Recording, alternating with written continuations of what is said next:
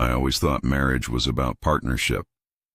You know, teamwork, sharing dreams, splitting bills, pretending to like the same Netflix shows. But apparently, I was living in a fantasy novel.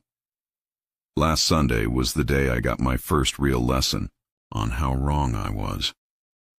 We were having one of those big family dinners, the kind where everyone pretends they like each other, but really they're just sharpening their claws for the next barbecue showdown.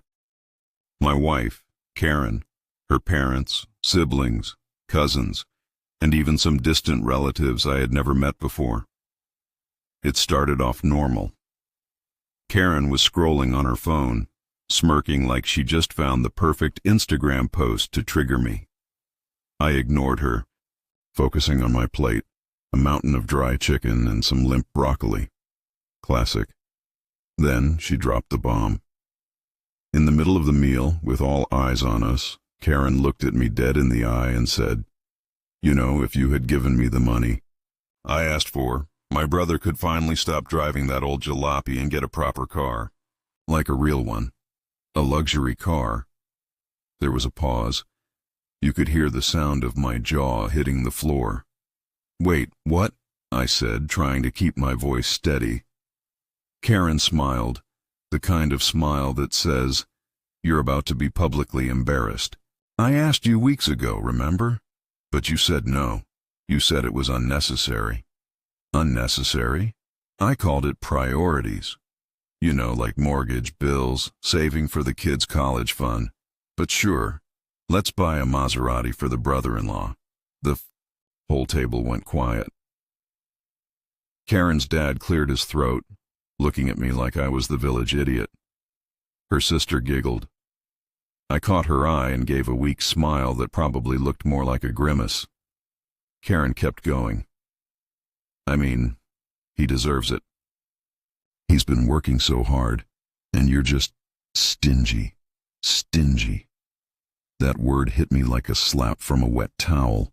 My face burned.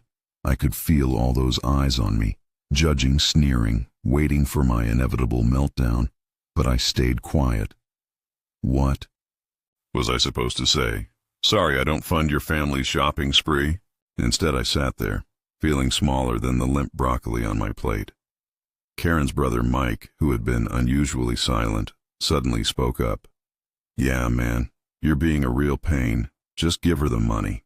It's not like you need it." Great. Now I was the bad guy in a sitcom I never auditioned for. Karen laughed, a cold, sharp laugh, the kind that makes you wish you were invisible. See?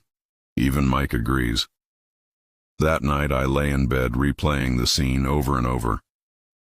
How could she do that to me, in front of everyone? Was I really that worthless? I tried to tell myself it was just one bad moment, that things would get better. But deep down, a tiny, angry voice whispered, "You're done being the joke, because..." If Karen thought humiliating me was the end of the story, she hadn't met me yet. The next morning, I woke up feeling like a deflated balloon. My pride, trampled, my self-respect, hanging by a thread. But there was also that flicker of something new. A quiet, burning anger that wouldn't let me stay down. Karen was already gone when I got out of bed, probably off shopping for something, shiny and expensive, probably for her brother's new car. I sat at the kitchen table sipping bitter coffee and staring at my phone. No messages. No apology. Nothing. Just the cold silence of a marriage gone sideways. That's when it hit me. If I kept letting this happen, letting Karen treat me like her personal ATM and public punchline, I was finished. Not just as a husband, but as a man. I started thinking, how did I get here? How did I become the guy who can't say no? The guy who takes every insult and smile like a good little husband? Answer: I'd been blind. I'd ignored the signs, the little digs, the way she talked over me, the way she laughed at me, not with me. So I decided, enough. I wasn't going to beg for respect. I was going to take it. First, I needed a plan.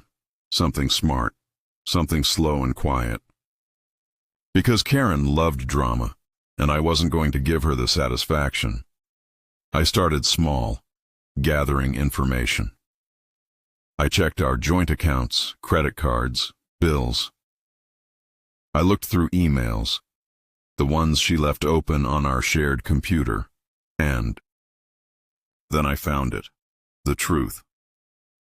Karen had been funneling money from our joint savings, the very account I thought we were building together, straight into her brother's pockets. Not just for the car, but for trips, fancy dinners, even some sketchy investments Mike had convinced her to make. That's when I understood the whole picture. The Maserati wasn't a surprise gift. It was the centerpiece of a long, expensive con. Karen was draining me dry under my nose, pretending to be the loving wife.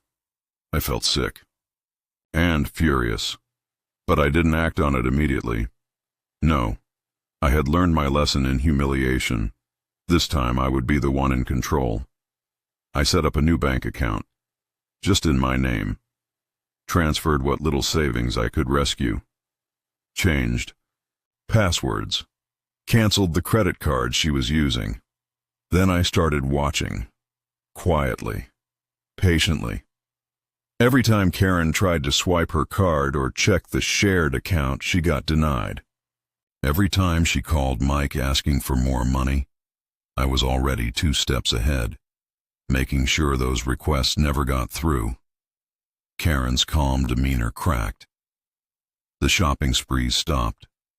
The dinners disappeared. Even the family gatherings became awkward. She tried to cover up her frustration, but everyone could see the tension. And then came the texts. "Why are you doing this? You're ruining everything. Give me back access. You're a controlling jerk. Mike needs that car. You're selfish." I didn't respond. I just smiled. Because here's the twist, Karen. You humiliated me in front of our family to make me look small. But I was just pretending to be small. I was playing the long game, and the game had just begun. Weeks passed, and Karen's world started unraveling, quietly, but with a devastating precision. While she paced around the house, throwing passive-aggressive comments like daggers, I was busy orchestrating my revenge. The kind of revenge that's slow, clean, and merciless. I knew Karen's favorite hobby, besides shopping on my dime, was showing off, especially in front of her family. That's why I decided to hit her where it hurt the most, her reputation. Remember those investments she made for Mike? The fancy dinners paid with our savings? I had quietly been tracking all her secret spending. More than that, I had uncovered something juicy. Turns out Mike's luxury car wasn't bought with money from me alone. He'd been using a fake insurance policy to finance the purchase, a policy that was now under investigation for fraud.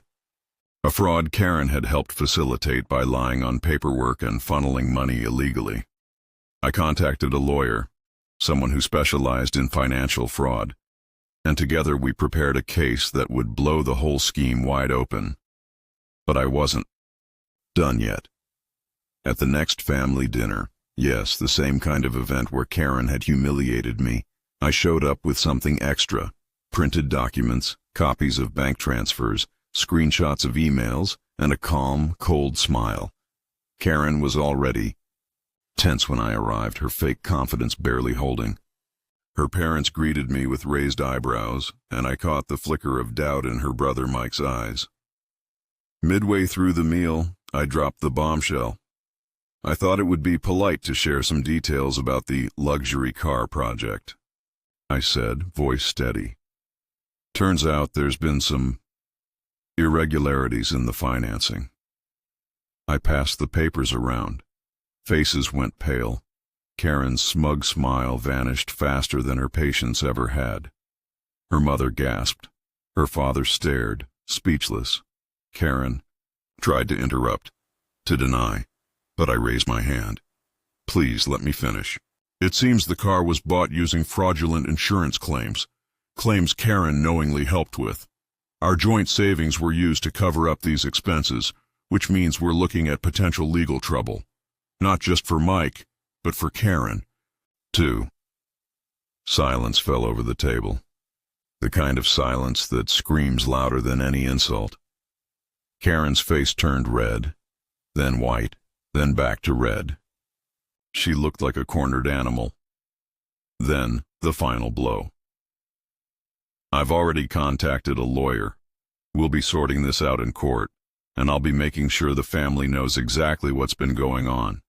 Karen's eyes flashed with fury. You're ruining us. No, I said calmly. You ruined us. I'm just cleaning up the mess. The family didn't say much after that. Mike kept his head down.